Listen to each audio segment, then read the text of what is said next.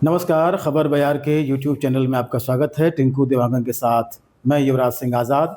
आपसे आग्रह है इस वीडियो को अंत तक देखिएगा, क्योंकि इस वीडियो में हम बात करने वाले हैं इस साल के रथ यात्रा महोत्सव को लेकर।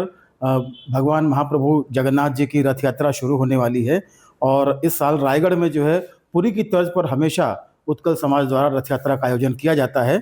और रथ यात्रा आयोजन समिति के अध्यक्ष डॉक्टर प्रकाश मिश्रा जी हैं। उनसे हम बातचीत करते हैं कि क्या कुछ जानकारी है इस साल के रथ यात्रा आयोजन को लेकर। तो सबसे पहले ये जानना चाहेंगे कि रायगढ़ की जो पारंपरिक रथ यात्रा है वो उसका इतिहास भी दशकों पुराना है। तो बताएंगे इस साल किस तरीके से, क्योंकि लगातार हम देखते हैं हर साल कुछ ना कुछ नयापन हो रहा है। इस साल क्या कुछ शेड्यूल है रथ यात्रा का? रथ यात्रा का जो शेड्यूल नॉर्मली आरंभ होता है वो देव स्नान के दिन से ही प्रारंभ हो जाता है। और देव स्नान का दिन ऐसा दिन है जब महाप्रभु जगन्नाथ अपनी बहन सुभद्रा और बलभद्र जी के साथ अपने गर्भगृह से बाहर निकल के नहाते हैं, पब्लिक में नहाते हैं वो। और 100 ऐसा कहा जाता है कि 108 कलशों से पानी आता है। और पुरी के मंदिर में एक ऐसा कुआं है अभी भी जो साल भर सूखा रहता है, केवल उसी दिन उसमें पानी भरता है वो। ये बड़ा धूमधाम से संपन्न हुआ देव स्नान की जो तिथि के दिन वो। और उसके बाद से महाप्रभु जगन्नाथ बीमार पड़ गए और आज नेत्रोत्सव हम लोग मना रहे हैं जी। तो नेत्रोत्सव में दवाइयाँ और ये सब होने के बाद महाप्रभु जगन्नाथ जो है वो स्वस्थ होकर फिर वापस लौटते हैं। और कल वो रथारूढ़ होके अपनी मौसी के घर कल वो जाएंगे वो।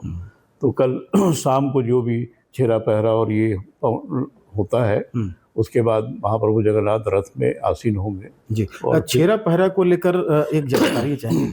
ये छेरा पहरा के बारे में थोड़ा सा विस्तार से बताएंगे, क्या है ये छेरा पहरा और किस तरीके से ये विधि संपन्न कराई जाती है? इसमें आमतौर पे ये राजा जो होते हैं तत्कालीन उस समय के राजा वो करते हैं। और महाप्रभु जगन्नाथ जी जब अपने गर्भगृह से निकल के रथ में बैठते हैं तो वो जो रास्ता है उस रास्ता को वो सोने के झाड़ू से साफ करते हुए उनका रास्ता बनाते हुए वो मार्ग दिखाते हैं। उसको हम एक छेरा पहरा कहते हैं। और ये दशकों से ये एक चला आ रहा प्रक्रिया है जिसमें उनके बिना ये हो नहीं पाता है और केवल वही इसको करते हैं। तो अब जैसे कि रियासतकालीन दौर ख़त्म हो गया है तो राज परिवार के लोग ही रायगढ़ में करते हैं। जी, राज परिवार के लोग ही रायगढ़ में करते हैं।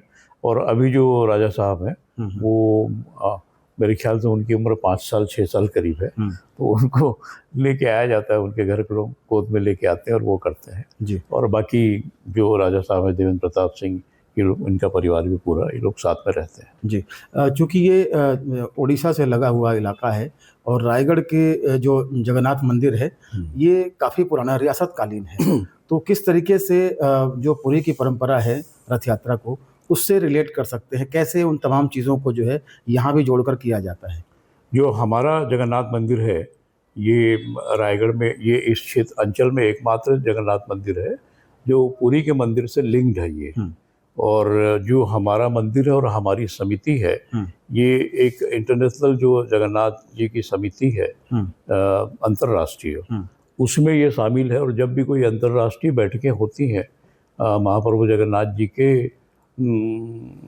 इनके कार्य ये के विस्तार के लिए, जैसे हमारे यहाँ जो चीफ ट्रस्टी हैं, मैनेजिंग ट्रस्टी दिनेश सड़ंगी जी, वो बराबर उस मीटिंग में होते हैं वो। पुरी के मंदिर के तर्ज पे हमने भी सिंह द्वार का निर्माण किया यहाँ पे। और हम जो भी विधि विधान करते हैं, अभी एक भोगशाला का निर्माण हो रहा है जिसमें आदरणीय ओपी चौधरी जी ने 20 लाख रुपए देने की घोषणा की थी। वो करीब करीब बन के तैयार है भोगशाला। तो पुरी के मंदिर के तर्ज पे ही जो आनंद बाजार में उनके प्रसाद का वितरण होता है वो सारा का सारा उसी विधि से, नीति नियम से वो प्रसाद बन के यहाँ भी वितरण होगा। जी। आपने भी बचपन से जो है यहाँ की रथ यात्रा देखी होगी, आप भी शामिल हुए होंगे। तो पहले के दौर में जिस तरीके से चीज़ें होती थी, रथ यात्रा उत्सव, लोग इंतज़ार करते थे कि अब रथ मेला है, तो मेले के रूप में भी देखा जाता था। तो किस तरीके से समय के साथ चीज़ें बदल रही हैं, कैसे आप उन चीज़ों को याद करना चाहेंगे? बचपन में तो ये था कि उस मेले में हमें बहुत सारा उत्साह के अलावा एक ऐसा रहता था, फुग्गा मिलेगा, बाजा मिलेगा, और वो सारी चीज़ें अभी भी हैं। बट एक ये है कि जो लोगों की आस्था और विश्वास ईश्वर में, खाली जगन्नाथ महाप्रभु ने, ईश्वर में एक जो कमी आई थी पिछले कुछ वर्षों में, वो कमी पिछले 7-8 वर्षों में फिर से परिपूर्ण हो गई है। और अभी लोग बहुत ज़्यादा उत्साहित हैं और भगवान के प्रति उनकी जो आसक्ति है, जो उनका जो एक श्रद्धा है, वो अभी निश्चित रूप से बढ़ा है और यह उत्साह और एक भीड़ के रूप में परिवर्तित हुई है। तो बहुत अनगिनत लोग उसमें भागीदारी करते हैं आज के दिन में। जी। आखिरी सवाल, जो भागीदारी को लेकर जिस तरीके से आपने बात की, तो सर्व समाज की हालांकि इनिशिएटिव जो है, जो लीड करती है वो उत्कल समाज लीड करता है पूरे रथ यात्रा महोत्सव को, तो बाकी सर्व समाज की भागीदारी किस तरीके से इसमें होती है, क्या कुछ आप बताना चाहें? सारे समाज के लोग आते हैं और यहाँ तक कि चांदनी चौक हमारे बगल में है और वहाँ के भी हमारे जो मुसलमान भाई हैं वो भी आते हैं और उनके बीच में से रथ निकलता है, वो पानी का वितरण करते हैं, सबको पानी पिलाते हैं। तो सर्व समाज है इसमें, क्योंकि महाप्रभु जगन्नाथ एकमात्र ईश्वर भगवान हैं जिनको महाप्रभु कहा जाता है और इस कलयुग के भगवान है वो, जीवित भगवान है वो। ऐसा कहते हैं कि वो आज भी जीवित हैं वो भगवान, तो सार्थक रूप में है वो। और उसमें सारे सर्व समाज, जितने भी रास्ते में हम रथ को लेके जाते हैं, लोग सुबह से इंतज़ार करते हैं कि जब कब रथ आएगा तो हम थाली में प्रसाद चढ़ाएंगे, छोटे बच्चों को रथ में ईश्वर को छुआ के लाते हैं।